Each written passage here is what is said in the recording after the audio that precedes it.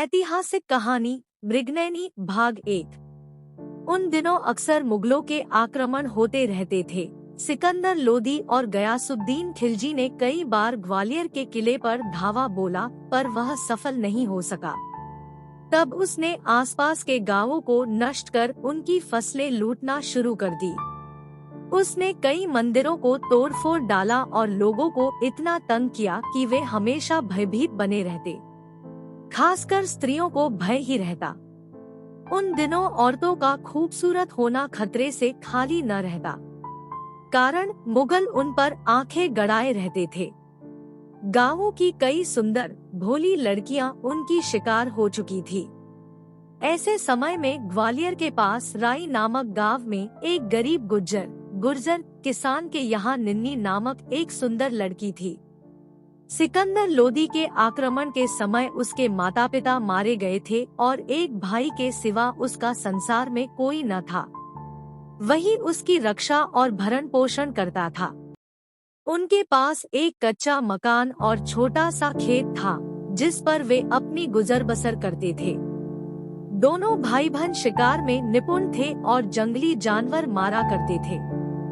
दोनों अपनी गरीबी में भी बड़े खुश रहते और गांव के सभी सामाजिक और धार्मिक कार्यों में हिस्सा लेते थे। उनका स्वभाव और व्यवहार इतना अच्छा था कि पूरा गांव उन्हें चाहता था। धीरे धीरे निन्नी के अनुपम भोले सौंदर्य की खबर आसपास के क्षेत्र में फैलने लगी और एक दिन मालवा के सुल्तान गयासुद्दीन को भी इसका पता लग गया। वह तो औरत और शराब के लिए जान देता ही था। उसने झट अपने आदमियों को बुलवाया और राई गांव की खूबसूरत लड़की निन्नी गुजरी को अपने महल में लाने के लिए हुक्म दिया। अंत में 2 घुड़सवार इस काम के लिए चुने गए। सुल्तान ने उनसे साफ कह दिया कि यदि वे उस लड़की को लाने में कामयाब नहीं हुए तो उनका सिर धड़ से अलग कर दिया जाएगा और यदि वे उसे ले आए तो उन्हें मालामाल कर दिया जाएगा। निन्नी गुजरी अपनी एक सहेली लाखी के साथ जंगल में शिकार को गई थी। उस रोज शाम तक उन्हें कोई शिकार नहीं मिला और वे निराश होकर लौटने ही वाली थी कि उन्हें दूर झाड़ी के पास कुछ आहट सुनाई दी। लाखी थक कर चूर हो गई थी, इसलिए वह तो वहीं बैठ गई, किंतु निन्नी अपने तीर और भालों के साथ आगे बढ़ गई। झाड़ी के पास पहुंचने पर उसने शिकार की खोज की, पर उसे कुछ नजर नहीं आया। वह लौटने ही वाली थी कि फिर से आहट सुनी। उसने देखा कि झाड़ी के पास एक बड़े वृक्ष के पीछे से 2 घुड़सवार निकले और उसकी ओर आने लगे। पहले तो निन्नी कुछ घबराई, लेकिन फिर अपना साहस जुटाकर वह उनका सामना करने के लिए अड़कर खड़ी हो गई। जैसे ही घुड़सवार उससे कुछ कदम दूरी पर आए, उसने कड़कती हुई आवाज में चिल्लाकर कहा, तुम लोग कौन हो और यहाँ क्यों आए हो? दोनों सवार घोड़ों से उतर गए।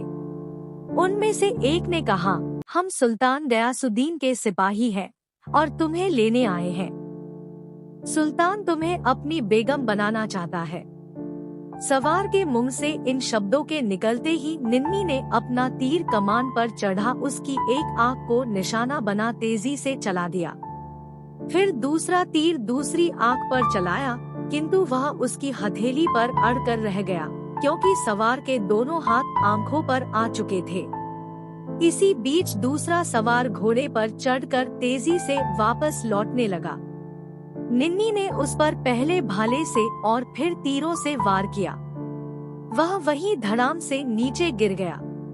पहले सवार की आंखों से खून बह रहा था। निन्नी ने एक भाला उसकी छाती पर पूरी गति से फेंका और चीख कर वह भी जमीन पर लौटने लगा। फिर निन्नी तेजी से वापस चल पड़ी और हाँफती हुई लाखी के घर पहुंची।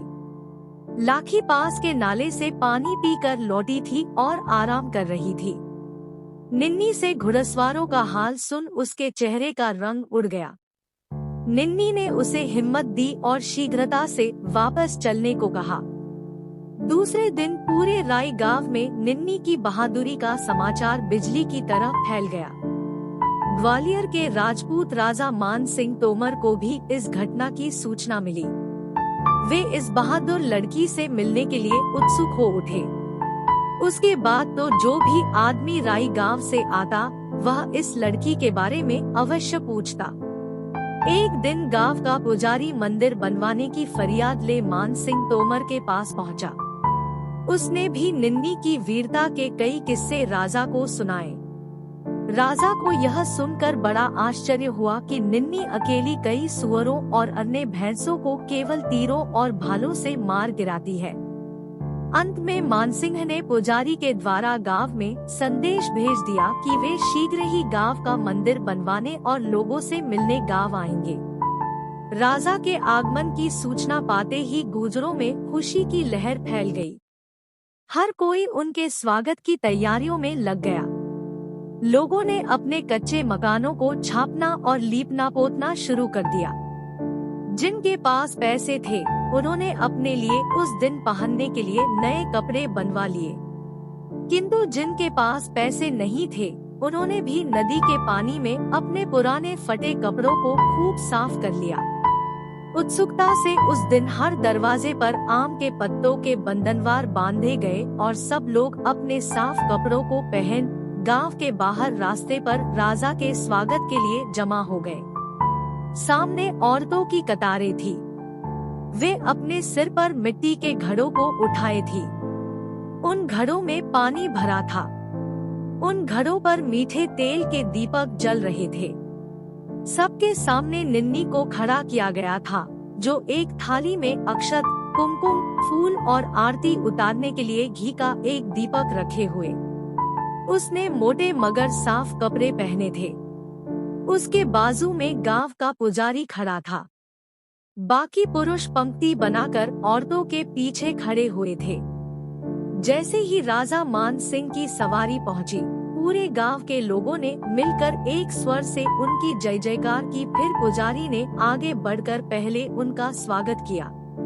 उनके भाले पर हल्दी और कुमकुम का टीका लगाया और माला पहनाई।